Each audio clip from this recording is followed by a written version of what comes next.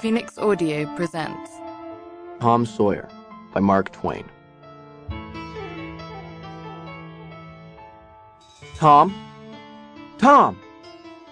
The old lady pulled her spectacles down and looked over them about the room, and then said, not fiercely, but still loud enough for the furniture to hear, "Well, I lay if I get a hold of you, I'll—" She did not finish, for by this time she was bending down and punching under the bed with the broom, and so she needed breath to punctuate the punches with. She resurrected nothing but the cat. She went to the open door and stood in it and looked out among the tomato vines and jimson weeds that constituted the garden. No Tom. There was a slight noise behind her, and she turned just in time to seize a small boy by the slack of his roundabout and arrest his flight. "There! I might have thought of that closet. What you been doing in there?" "Nothing." "Nothing? Look at your hands, and look at your mouth. 40 times I've said if you didn't let that jam alone, I'd skin you. Hand me that switch." The switch hovered in the air. The peril was desperate. "My, look behind you, Aunt!"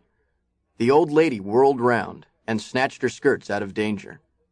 The lad fled on the instant, scrambled up the high board fence, and disappeared over it.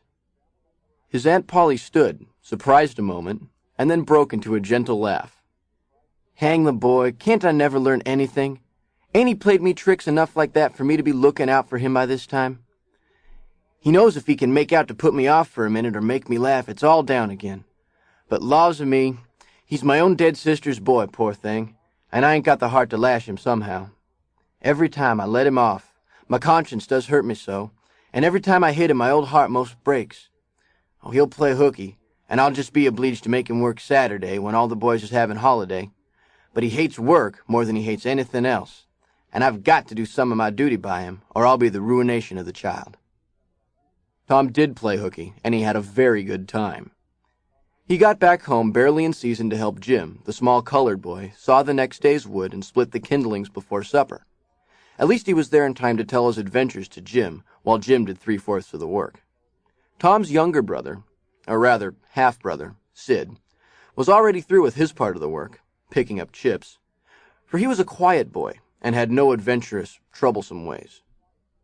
While Tom was eating supper and stealing sugar as opportunity offered, Aunt Polly said, "Tom, it was middlin' warm in school, warn't it?"